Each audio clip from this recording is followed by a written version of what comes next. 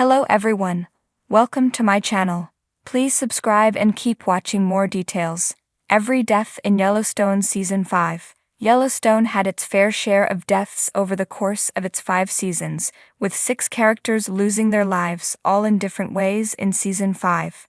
The Paramount Network neo-Western drama followed the Dutton family, the previous owners of the largest ranch in Montana, the Yellowstone Dutton Ranch. They often encountered danger, both from within their inner circle and from external sources. Consequently, many Yellowstone characters have died since the series first premiered in 2018. As a matter of fact, the show's first major death happened when Robert Long shot and killed Lee Dutton in the Yellowstone pilot. While the first half of Yellowstone Season 5 didn't feature much bloodshed, but a couple of heartbreaking goodbyes, Part 2 contained more than enough deaths to scar both the characters and the audience. Part 2's premiere, Episode 9, began with what was possibly Yellowstone's biggest death. Then 3 more people died, one of which was honestly expected while the other 2 were complete surprises. Taylor Sheridan evidently wanted his show to go out with a bang, and it certainly did by the time the credits rolled after Yellowstone Season 5, Episode 14. The premiere of Yellowstone Season 5, Part 1, 100 Years is Nothing, ended with the viewers saying goodbye to a character who they never truly met, John Dutton IV. The audience learned that Monica Long Dutton was pregnant with her and Case Dutton's second child in Season 4.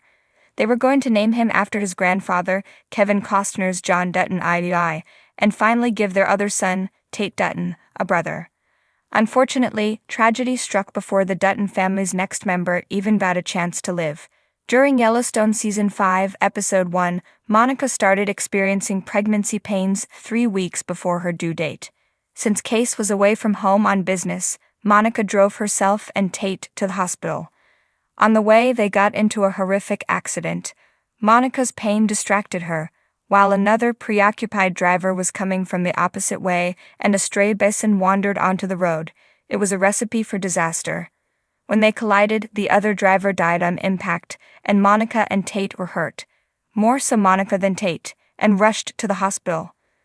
When Costner's John first arrived at the hospital, he spotted Tate, who was beaten up but okay. Tate heartbreakingly told his grandfather, "I had a brother, for an hour anyway."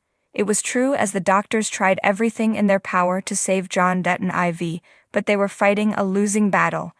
Monica was completely broken after the Yellowstone Season 5 premiere's horrific death, and she asked Case if they could have a funeral for their son and bury him on the land. Of course, Case agreed, and the family came together to mourn what could have been. The second and last death in Yellowstone Season 5, Part 1, came in Episode 6, Cigarettes, Whiskey, a Meadow, and You. Emmett Walsh, one of John's old friends and fellow cowboys, died in his sleep.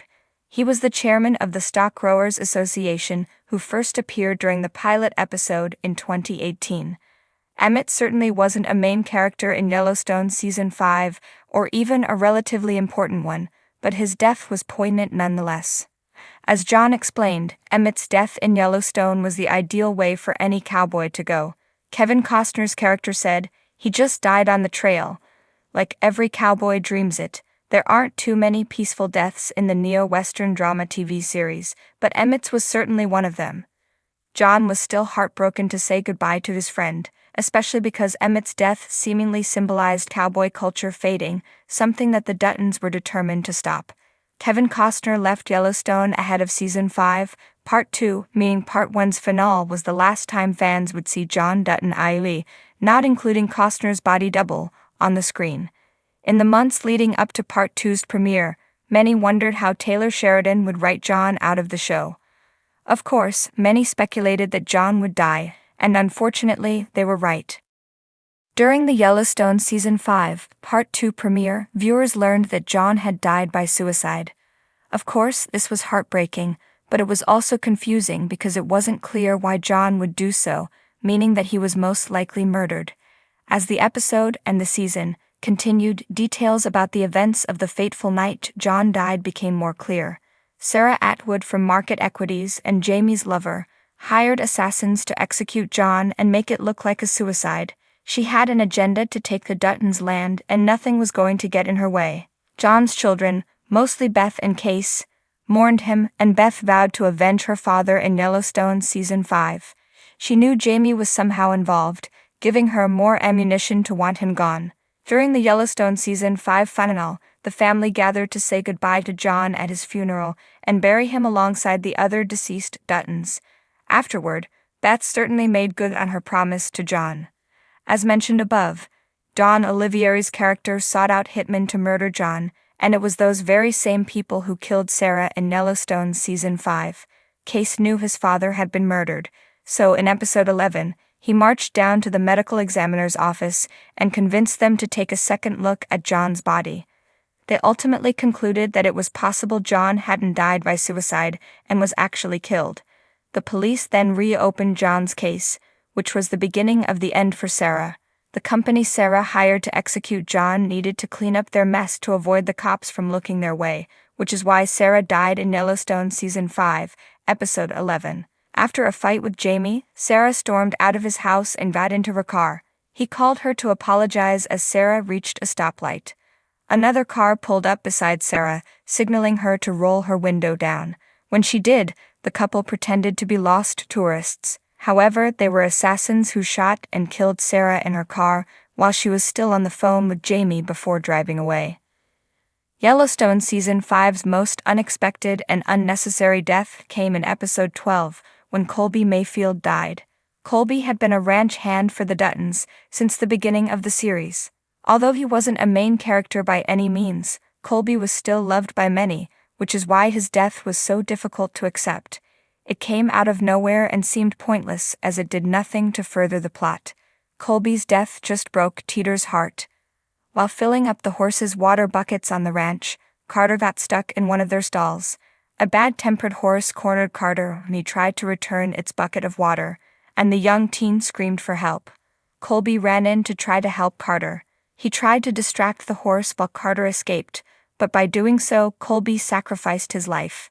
The horse attacked Colby, almost instantly killing him before Carter returned with a shotgun and killed the animal.